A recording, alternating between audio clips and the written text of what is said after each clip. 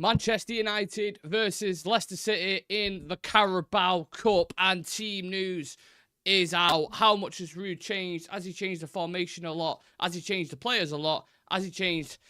What's he changed? Let's just find out, shall we? Should we dive into the team? Because it has officially been released. I mean, we had an idea what it would be. We had a couple of early leaks.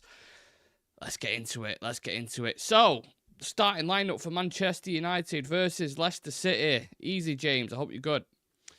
Bruno Fernandes and Xerxes up top in a 4-4-2.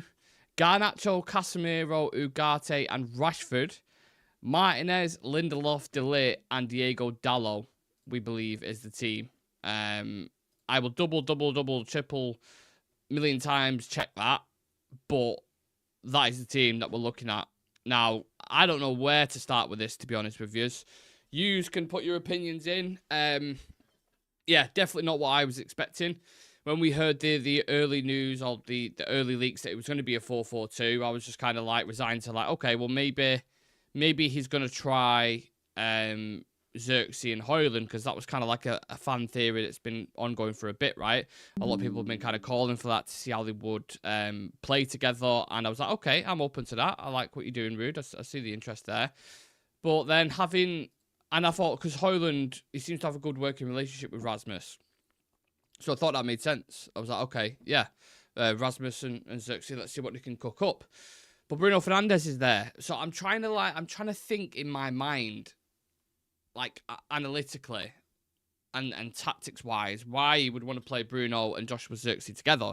Maybe in terms of the shape, how they start off will be a 4-4-2, but obviously it may become a 4-4-1-1. Bruno just dropping behind Xerxes. Garnacho and Rashford more as kind of traditional wingers who are a little bit back. I don't know. Casemiro and Ugarte is in the midfield because Christian Eriksen is injured. He's picked up an injury, I think, during training or something along the lines of that. So they're not going to be involved in the team. The back line you could kind of piece together because it was like, right, Luke Shaw's had another setback. Malassi's still not ready yet. And Mazraoui picked up a knee injury in the last game. So Dalot's the only fit fullback. Dalot goes back in his kind of preferred position. And then that would mean Lindelof to come in because I don't know if Johnny Evans is fit or not either. So... yeah, I don't know. I'm all over the place with this. And then Bayindir in net, who I've not even mentioned yet. Bayindir gets an appearance. So you know the manager's definitely got him because he's playing his, is it second or third game? Maybe for Manchester United since he's joined at the start of last season. So, yeah, I don't know. Maybe he's just said to him, look, I'm going to have 1 or 2 games in charge. I'll make sure you get a game. Because when the new coach comes in, I don't know if you're going to get a game or not. So, yeah. Does it fill me with confidence? I don't think so. I mean, James saying full-backs pushing up, play wide a lot, middle two will sit off to create that box with the 2 centre-backs. Bruno will just sit off Xerxes, I reckon. Yeah, I think so. Look, just because that's how it's on the graphic, it doesn't necessarily mean that that's just, how it's going to be, is it? But I'm just saying that's what he's submitted to Sky Sports and Carabao. So that's what he's going with. On the bench, we've got Tom Heaton, Harry Amas, Evans, Mazraoui, Fitzgerald, Fletcher, Ahmad, Højlund, and Wheatley. I'm really, I don't know what you guys think, but I'm really surprised that Højlund isn't on. Again, he might be managing him. He might not be fully fit yet. I have no idea what's going on because we know Rasmus has his injury problems. But I suppose we'll just have to wait and see how it performs if we are any different. Will it be the same issues that we've been seeing under Ten Hag consistently? I don't know. I've seen a record before that's interesting that we've in regards to playing young players. I don't know where it's gone now. Let me try to find it for you because it's impressive for Manchester United. It's like there's an academy player. So Manchester United have now had at least 1 academy graduate in every matchday squad for 87 years, dating back to the 30th of October 1937. Which is, yeah, it's nice to have, I suppose. Usually we see stats before or after the game that aren't the greatest, but I'll absolutely take that. How are we all feeling about the game, though, in general? Leicester at home in the Carabao Cup, through to the quarterfinals if you win it. You would like to think that it's a tapping in it of a game. But I also think on the flip side of things, Leicester, you look at their team there just on the news ticker below myself. Ward, Justin, Cody, Akole, Thomas, El Canous. I mean, I've not even heard of some of these players. Oliver Skip in the midfield. You've got Samare, the French midfielder. You've got McAtee. You've got D Cordova-Reid, of course, who played for Fulham. And you've got Jordan Ayew, or is it the other Ayew? I'm not entirely sure. Again, they're rotated as well. So you look at that team, Sneeze Cooper in charge, you think, to be honest, you should be going to beat that. You've got a new manager bounce now. You've similar vibes to like Ole Gunnar Solskjaer with QPR. I'm not expecting a 5-0 or a 6-0. I think we'll win. But yeah, I still think you're going to see some issues. I do like, one thing I will say is I do like Casemiro and Ugarte in the midfield. I really like that because I've been suggesting they should play in a lot of games before anyway, because you don't necessarily, let's say you take Eriksen out, excuse me. I'm not saying take Eriksen out of the team. You could deploy him as a 10. Put Bruno out wide or drop him when he was playing bad. But Casemiro still has that creativity. He can play in behind. He's got that first-time pass that he loves to do. He's not exactly mobile, but neither is Christian Eriksen. So Ugarte, I think them two together, that's a solid midfield. That providing the wingers do the job and work hard off the ball, I think we'll be okay. But there's always that question mark. When I see Bruno and Xerxes as your two strikers, quote unquote, it reminds me of, remember when Ragnick, when we played Man City and we started Paul Pogba and Bruno Fernandes as the false nines, wasn't it? So, like someone suggested before, maybe there will be that box in the middle. You have Bruno, Xerxes, Casemiro, Ugarte as that kind of box. You don't stay too far away from each other. And then you have Garnacho and Rashford when they want to invert and push forward, then they can go and do that. But yeah, interesting times, man. I can't say I'm absolutely ecstatic for this game. I always look forward to United playing. I think there should be a fantastic atmosphere inside Old Trafford. I'm sure they'll give Ruud van Nistelrooy a warm welcome. Ultimately, it's going to be for what though? Like 1, 2, 3 games max until Ruben Amorim comes in. Apparently, all the compensation packages have been agreed. We're paid, I don't know what it is, like £5 to £15 million. No, 5 million extra it was, sorry, for the assistants that he wanted to bring in as well. So it could be Ruud's last 2 or 3 games. He came in on the assistant basis, and he was happy to come in and learn at a big club. I know he was manager of PSV and he won a couple of trophies, but it's apples and oranges in it when you compare it to Manchester United.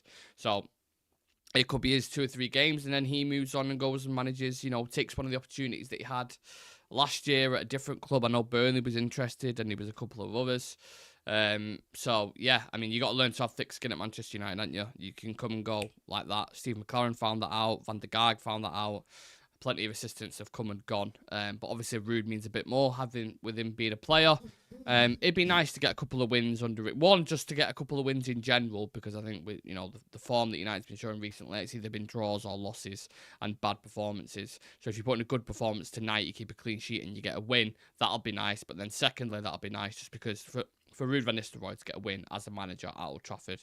And then you can see the stats after it coming out. 100% completion rate. Best win ratio as a manager and all those kind of things. So I'm happy for him, man. I'll definitely be cheering on. And I can't wait to see how we set up, how we play. But very quiet in the chat, so talk to me, people. What are your thoughts on this 4-4-2 formation? James saying we should dome this, Nick, and every single one of them should be running for a space in the team. The new manager will be watching somewhere, someplace. Looking forward to the announcement of a new gaffer, then we all know at least of what's to come. Yeah, look. I like that, when a manager leaves, typically you do get a manager bounce. It's not always guaranteed.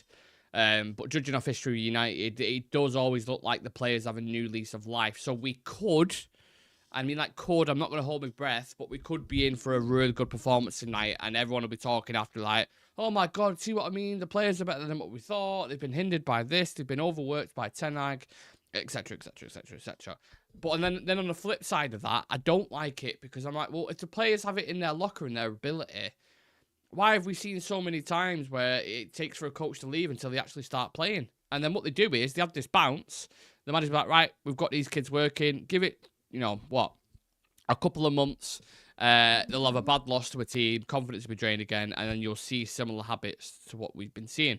Because what I've been seeing is whenever, if I've gone on the radio or we're just having a general chat on here or when people ask me about this new manager, I'm like, it's fantastic. I like the look of Ruben Amorim. I like the way he sets up. What he's done with Sporting is basically what we need right now in terms of going in there when a club's a little bit broken and bringing them back to be competing with your Portos and your Benficas. That's what he did, and he's won a couple of league titles doing it. So that's what we need, and the way he sets up in terms of how compact his teams are in the middle, how well they press, the high line. All this stuff is fantastic on paper, and all the stuff he's been doing, with that team is great. But the Premier League is very, very different to the Portuguese league. And I felt like, I'm not saying he's not going to be successful. I'm just saying we have to be careful overdoing it, because we said the same thing with Erik ten Hag. Look at his possession stats in the area. Look at with Ajax, 70% on average. He scores like 2 goals a game. All these things that was coming out, and we was like, that is exactly what we need right now. We all kind of universally agreed on it. He was kind of the fans' choice. And he came in, and then instantly you saw he was saying, I can't play this style of football with these players. So it's all good having the philosophy, but if the players can't implement it, then what are you going to have to do? You're going to have to go spend another 200 million? Are you going to start bringing in players from the Portuguese league? Who might not, I know some of them do. You've seen players come over and be successful like Edison, Bernardo Silva. No, Bernardo Silva was from Monaco, wasn't he? But I think Darwin Núñez came over from there. Otamendi, Victor Lindelof. There's been some that have done well. So yeah, I don't know. I really don't know what to expect. I feel like the majority of Manchester United fans are in limbo at the moment. But we've got a couple of key games before we can even do any analysis or start thinking about Amorim coming in. I think his last game is going to be on Friday night. I don't think he's going to be in charge against, Bruno Fernandes. Yeah, I don't know why I didn't use him as an example. I don't think he's going to be in charge against Chelsea, what I'm reading from reports. I thought he would initially, but it seems to be dragging out a little bit longer. So maybe Ruud will be in charge for Chelsea as well. And then POAK. It's almost like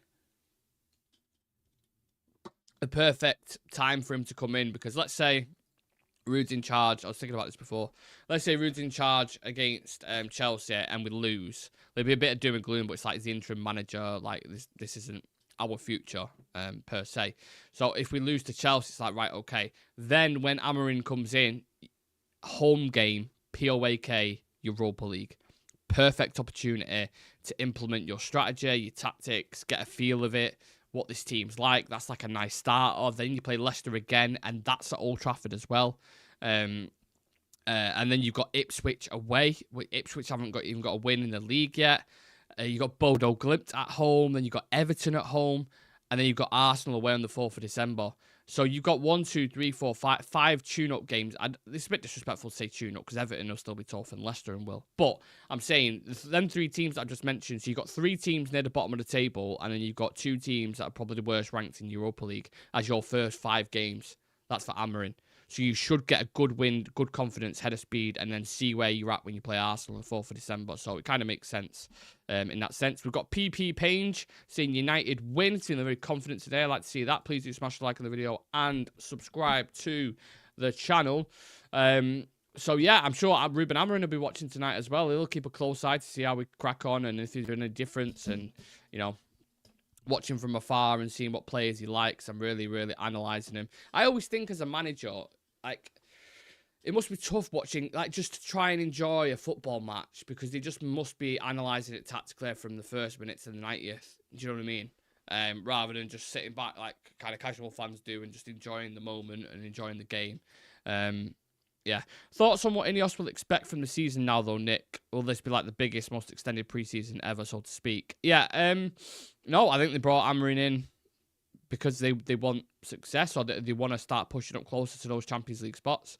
I think that's why they've made the decision, and they're doing it relatively quick. I referenced the 5 games that he's got when he comes in. You would expect him to win quite a few of them. Confidence is a massive thing in football. It can change like that. Think out all the doom and gloom when Jose was in, and then when Ole Gunnar Solskjaer came in, we won 12-14 on the spin, and that's purely because of just confidence. Get the players happy again, get them confident, get them working, find out what players suit your system, and once they have an identity, which we've struggled with for a while now under Ruud van Nistelrooy, then we can move forward. I think that's what Ineos want. They want identity. They want a style of play. that was being briefed even before the season kicked off. He was like, they're not necessarily worried if they don't finish in, you know, the first season since they've come in the top 4. It was more like they want to see a style of play and something you can resonate with Manchester United, something that goes back historically to, you know, how we were brought up as a club. Kind of quick, fast, entertaining football. And I think that's what United should always be. And Amorim will bring that. Amorim will bring that. I just don't know. The big question has always been, you know, are they going to be able to do it with these set of players? And how good is this set of players? Do we underrate them? Do we overrate them? I mean, they're certainly better than what they're showing at the minute in terms of 14th in the league. And you look at the chances that we create and the chances that we miss. They are better than what they're showing, definitely. But I'd probably say top 6, best quality. I look at Aston Villa at the moment, and I think, they've been much better than us, much more organised. Unai Emery's got them playing really good football. Even teams like Brighton, I'm looking at, I'm like, they play a lot better football than us. They're a lot more consistent than us. They know the starting 11. Man United's problem for me has always been,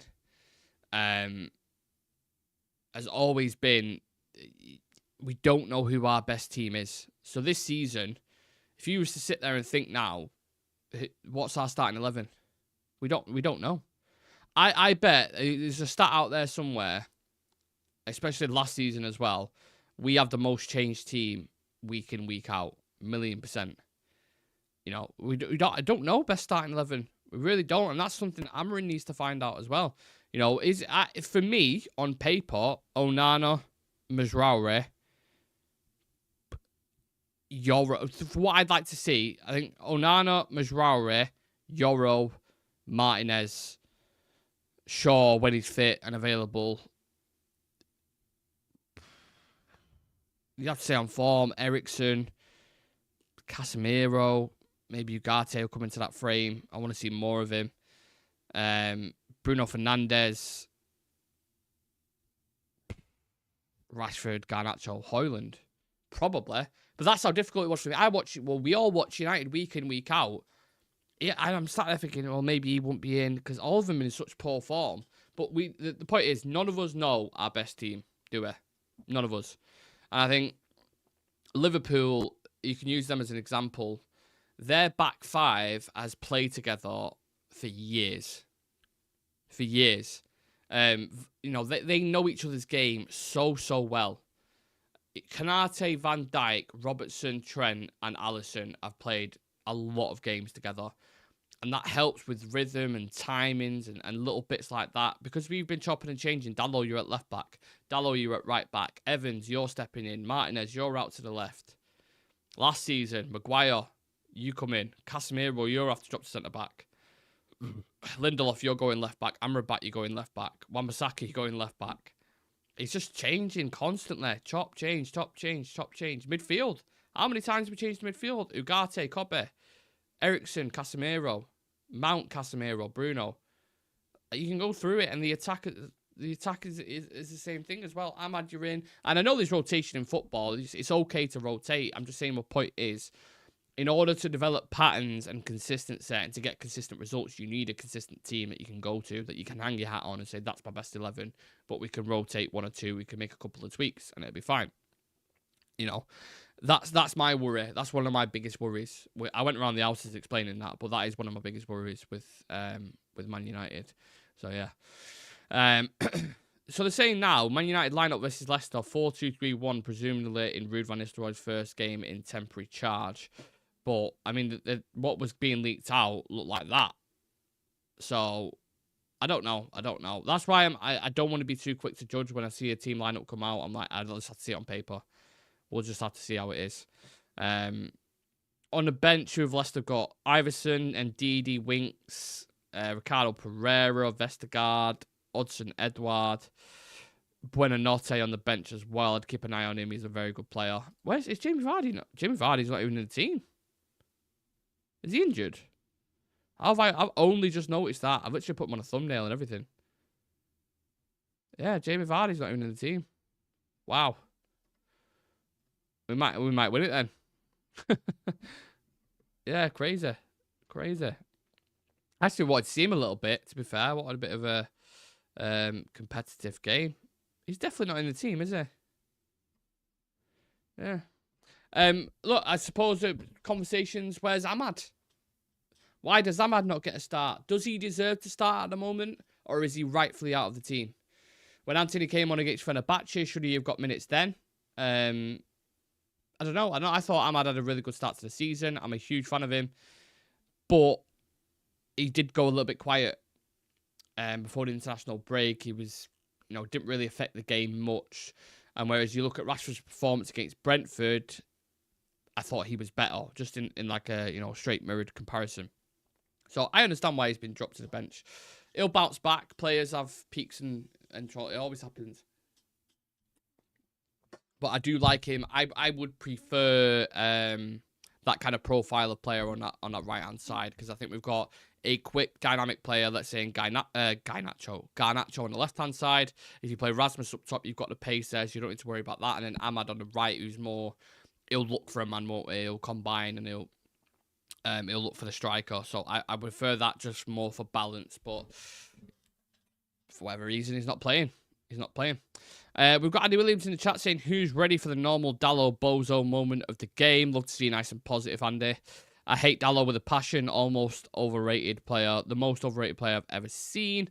James saying Elise would have been ideal. Do you know what, though? At the time, James, I was saying this about Elise. I was like, I think he's a top player. He's done really well for Bayern Munich as well. But I think because of the amount of wingers that we had, I was like, it's a similar situation to like when we bought, what do you call it? When we bought Mason Mount, and it's like, where's he going to play? You know what I mean?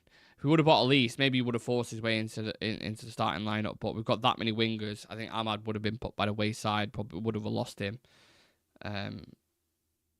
So yeah, no Jadon Sancho, not even on the bench for Chelsea tonight. Apparently due to illness. We've seen that before. I almost thought it was a notification for Man United because I was so used to seeing that he's not in the team because he's ill. I was like, Jadon Sancho for United? What are you talking about? Sorry, let me just send this text. And then hopefully we'll get started. I want to see some quotes from Ruud van Nistelrooy because I've not seen any yet. Yeah. Alright, let's have a look. We've got some stuff coming in now, haven't we? There we go. As soon as I click on it, it's there.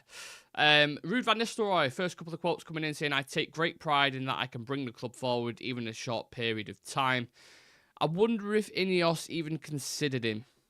Like Omar and Dan Ashworth and Wilcox is more of the tactical side of stuff in it, but Dan Ashworth and Omar, I believe, are in Portugal at the moment, so they're leading this kind of operation to bring in a new manager.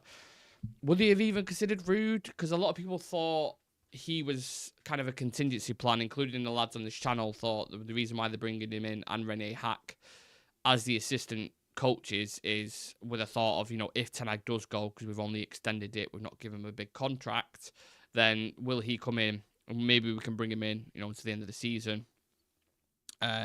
Omar's not at Old Trafford, and from what I've said, he's still in Lisbon. I'm sure I read that somewhere before. Someone reported it. I can't even remember who it was. Let me have a look for you, Andrew, and I'll let you know, pal. Who was it? Come on. Someone defo reported it. I will find this. I will find this. Sorry, people. Give me a moment. Unless they deleted the thing. There we go. Okay. Oh, no, you're right, Andy. Yeah. It was Chris Wheeler who denied it, actually. Despite reports in Portugal that Omar Barada has been in Lisbon today negotiating the Ruben Amorim deal, he'll be at Old Trafford tonight. Ah, interesting. So maybe Dan's having a bit of an holiday. I don't know. Maybe he's took the kids. Fuck knows. Yeah. Spot on.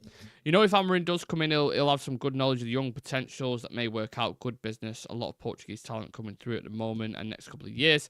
Joshua Owen saying, why play Lindelof at centre-back and Martinez at left-back? Just play Amas, give him a chance.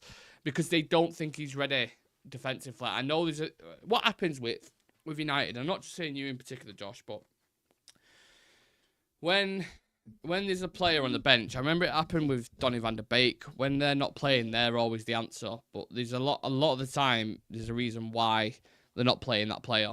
And they would have assessed him very closely in pre-season and made that decision that he's not ready defensively. And all the reports as well that's coming out from the Athletic, at least what I've seen, have suggested that they think he's really good going forward. They think he probably suits more of a wing-back kind of role, which could be interesting if Amorim comes in. Maybe he'll be utilised a lot more there.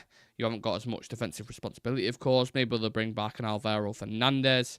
I'm not entirely sure, but for whatever reason, they don't think he's ready physically and defensively, so they don't want to chuck him into the line of fire because that can ruin the player's confidence. So maybe that's the reason for it. I'm not sure. I wanted Lindelof right back, Amas left back. Dalot needed to be dropped. I don't care if Dalot's in the worst form of his life. I don't want to see Victor Lindelof at left back.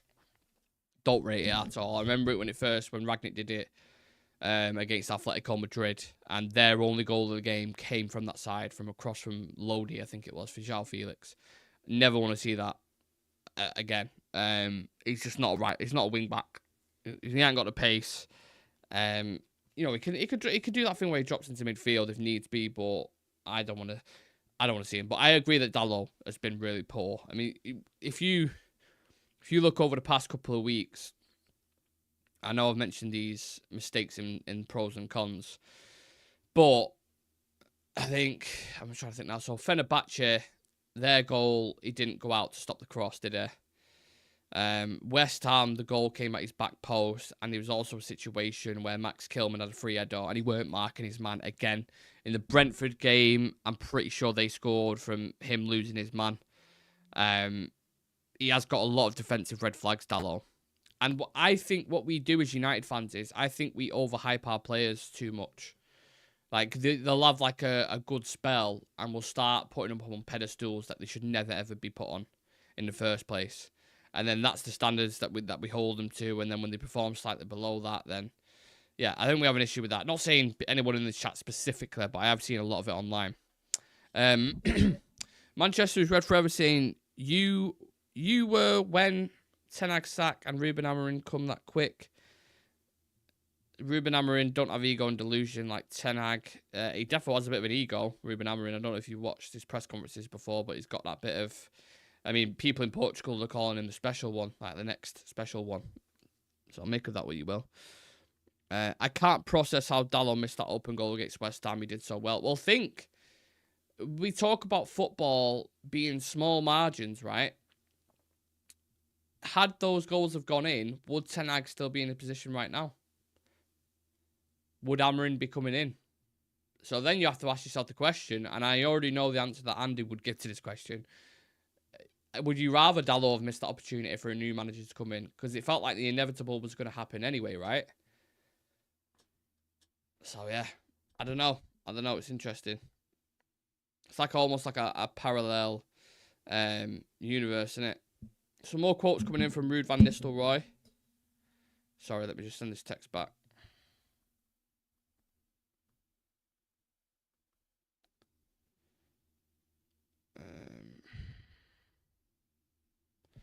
Sorry. I mean, you were shocked when Ten Hag sacked and Ruben Amorim came in at the same day. Because we don't usually move quick on deals, that's why. Because we take ages, typically. So to see it's happened so fast is, one, refreshing, and two, very surprising. Right. Ruud van Nistelrooy. I'll bring this mouse over here because I can't be asked. Some quotes coming in. I already read out that. The great pride. Get a lot of the ball, attack, and try to give the fans a good night. Joshua Zirkzee, last 2 games, he got 2 assists, and he can build on his qualities and those performances. It's fantastic to have him today in the dressing room on Jace Fitzgerald. I asked him what his feelings were, and he was proud. It's a dream come true. 17-year-old lad. He's doing really well in the academy like Fletcher, Amas, and Wheatley. So yeah, another academy product there on the bench, which is really refreshing to see. You know what? With all the shit times with United and the dark times and everything that's gone on, one thing that's been really refreshing is how well the younger lads are doing in their respective leagues and the talent we've got coming through. You know, someone like Chido Obi Martin scoring hat-tricks within 15 minutes. Even looks to the pitch now. Kobbie Mainoo, Alejandro Garnacho, very bright futures. Amas is another one that people are looking at. Shea Lacer. There's a couple of others in the academy. We brought in Samuel Lusale. Obviously, Sekou Kone as well. It's a bright future. And Ineos, I think that's one thing that they've got right. The recruitment of the younger players. The rough gems, if you will. That's been something I've been happy with, that I could sit there and pinpoint. When someone says to me, look, United have been terrible. We've had a lot of down periods and a lot of shit moments. But what are you happy with, if anything? That is something that I would probably pinpoint and be like, that is what I like. So, good to see Bayern Day being given a start. Yeah, I'm happy for him, to be honest with you, because, you know, if you bring in a second choice goalkeeper, I don't know what the conversations were like between Erik ten Hag and Bayern Day, even if they had one before he came. I was like, I don't know, I've done that when like you got a hair and it's like a sharp hair. I don't know if people will get this. If you've got like a sharp hair on your lip and it like prickles. Oh my God. Look, you can tell how much it fingers because my eyes are watering like fuck. I don't know what I was saying now. I've lost track. Fucking hell, lost track. What was I saying? Nope, it's gone. It's gone. Someone remind me and I'll come back to it. That really hurt, that. Really, really hurt. What was I saying? Oh, that's going to bug me. We came in today with a team talk about the opponent and especially about ourselves, what it's about to play at Old Trafford and play in front of those wonderful fans. Playing to the crowd, love it, Ruud. It's going to get a mint atmosphere. United football continues after Ten Hag's sacking, and I'm asked to help. That's why I'm here. That's why I take pride in leading the team today. He really fought and did everything in his possibility for this club, so that's why there's mixed feelings. I'm sad to see Erik ten Hag go. He was the one who got me here. Our first conversations, what struck me most was his passion for Manchester United. Yeah, and that's why I'm saying, look, people are very quick to disrespect Erik ten Hag and give him a load of shit. We've still had, look, it was probably the right time for him to go, given how the results were going, given how he was playing on the pitch. You know, no doubt about that whatsoever. But he still gave us some really fucking good memories. You obviously cared about the club. Tactically, you speak to anyone around him, they say he's unbelievable. But for whatever reason, he couldn't transfer it onto the pitch. Now, that could be a loss of communication. That could be something about his character. That could be something to do with the players. It could be a mixed bag of it all. But, yeah, I hope Ruud gets the job done tonight. And then Chelsea's such a big game because the comparison with them is Enzo Maresca's gone in. He's had 2.5 months and he's transformed them like that. Slot's gone into Liverpool, had no kind of sticky period, got them going like that, probably title contenders. And we're falling by the wayside. We've got so many clubs, like we're not even in the top half of the table. We ain't got to worry about Villas or Chelsea's or anything at the minute. We've got to worry about Fulham's and Forest and these kind of teams who are probably in better form than us. So you have to go and beat Chelsea on the weekend. You've got to. And it starts with tonight because if you get the win, you get a bit of positivity in the players. We're at Old Trafford, right? Against Chelsea. It's not a Stamford Bridge, is it? I don't think. Let me check. I think it's at Old Trafford because I'm sure I was going to go to the game. Yeah, it's at Old Trafford, and we've got quite a few games at Old Trafford. POAK, Ipswich. You've got a really good run of fixtures now. So if the players are about anything, and if it really was the manager you've seen these reports of coming out about him, double training them when they've had when they're absolutely exhausted and all these kind of things. Let's see it then. You've got no excuses now. You've got an interim manager in charge. Let's see what he's all about, boys. Let's have it. What have I missed, Sam? Just the team lineup. Ruud, Leicester as an opposition. Bayern Day starting. A few bits. Kobbie Mainoo and Ugarte will work so good under Ruben Amorim. Yep, I agree. Like I said, we've got a video dropping this week on Ruben Amorim, so I'll save my thoughts for that. Andy's saying I'd show him passion when he didn't make a change when we was getting slapped 7-0. But you know what, Andy? And this isn't just you. Everyone always thinks they know what's best. They always think they know. They don't. A lot of people don't know what goes on inside the club on the training pitch. People don't see a lot of it. They see the 90 minutes on the pitch and then some of the quotes after the game, and that's it, really. You know, so there could be justified reasons to certain things that just aren't explained and may never ever get explained. So I always try to have an open mind with those kind of things. I get on the pitch it weren't great tactically, and I get certain subs weren't made. Maybe one of the games a certain sub wasn't made because he didn't want to risk injury, Højlund being taken off or something. Do you know, little things like that? That's what I find it hard to really jump on a manager's back and neck. I fear for Garnacho under Ruben. I've seen that a few times. Look, I don't even want to think about Amorim yet. I just want to focus on this game and analyse this for what it is. So, yeah. Right. Today's a big day after the disappointment of West Ham. We were knocked down, but we were up again and we're fighting, and that's what United is about. The most important thing is passion, energy to play together and get the crowd going and have a great night of football. We have the quality to do so. We have the experience to do so. Fans always support us, and we want to give them a great night with enthusiasm and hopefully a lot of passion and attacks. That's what United is. So you can see what he's going for, Ruud. He's just trying to get that good feeling again, that good spirit. We have had reports coming in from Chris Wheeler that Amorim terms agreed between Man United and Sporting Lisbon, 9.2 million fee, 8.3 plus 1 million euros to secure early release. Portuguese media say he'll sign a 2.5-year deal with the option for another year at Manchester United. So that's all the latest to do with that. And yeah, should we start getting some score predictions? And I want to see what people are saying, if they're feeling confident. How are we feeling? Because I can't see a loss tonight. I might be naive. I might be stupid to say that. Had Ten Hag been in charge, then I would feel like, oh, you know, I could definitely see us getting a draw. But like we said, typically manager bounces. You know, the script doesn't usually go like that, does it? Bart saying Ruben should refuse the opportunity to give an interview to a media outlet within the first 6 months of his stint at United, as the media will rip apart. I mean, I wish they could do that. I'm really not asked about the media involved, like, especially the ones like Luckhurst and Neil Custis. The other ones like Laurie Whitwell, Ian Irving, who we've had both of them on the show before. They typically ask really good questions. Andy Mitten's another one as well, who I'd love to have on the channel. Good journalists who ask good questions, I don't mind. But the ones that go in there and are like, they just want a certain soundbite or a certain clip. It's like, well, you're taking up the space there for someone who could have asked a really good tactical question. Carl Anker does it as well. I just basically named there the Talk of the Devils cast, but you take my point. I have PTSD. I can't predict us scoring more than one goal than the opponent. We'll score more than one tonight. I'm telling you. Definitely will. Bayern Day has already equalled the number of appearances he made in the entirety of last season. Crazy, innit? I think Ruud's doing his thing where he's probably analysed the situation when Ollie came in, and he was like, he just let the shackles off, let him play, get that spirit, that enthusiasm back in the team, and see what we can cook up, because he's not really got a permanent future here, at least as a manager.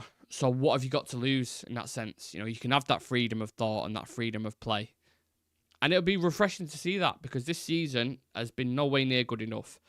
And the games, bar the Brentford one, the majority of them have been shocking to watch. Or we've made a mistake, or we've gone 1-0 up and then we've conceded. So, yeah, I think a solid 3-1 tonight I could potentially see. I don't think we'll keep a clean sheet, because I think we'll still have the worries that we usually see. But I think the players will have a new lease of life, and I think I'm confident, which I haven't said for a while, going into a game with Manchester United. So there's a positive, I suppose, if you want to take that. Have that in your basket. Straight in my basket. More and more reports coming in, basically, that the agreement with Amorim. Lisandro Martinez starts at left back and Dalot is at right back. I never get them reports, me. Vardy's not even in the squad, Sam. I know. I bet your face is like this right now, innit? Because that's what I was like. Not even in the team. I don't know if he's injured. I don't know what the crack is. I clearly didn't do my due diligence, did I? When we did the preview. So yeah, there it is. Right. Usually I stay on until the game kicks off, because obviously it kicks off at 1:45. But I'm actually in work tonight, so I'm not gonna miss the game. I'm gonna watch it kind of whilst I'm in work, but then we'll have the post-match analysis. So, yeah, thank you to everyone who's tuned in and taking time out of your day to come and have a chat about United and the game in general. Look, hopefully we have a nice win. We're going to be discussing 3 or 4 goals after it and how well we played and how happy everyone is and how happy you are for Ruud van Nistelrooy. But who knows with this club? Who knows? Yeah, I'll check you guys out later. Leave a like on the video for us if you can just before you head off. And we'll speak about the game when it finishes.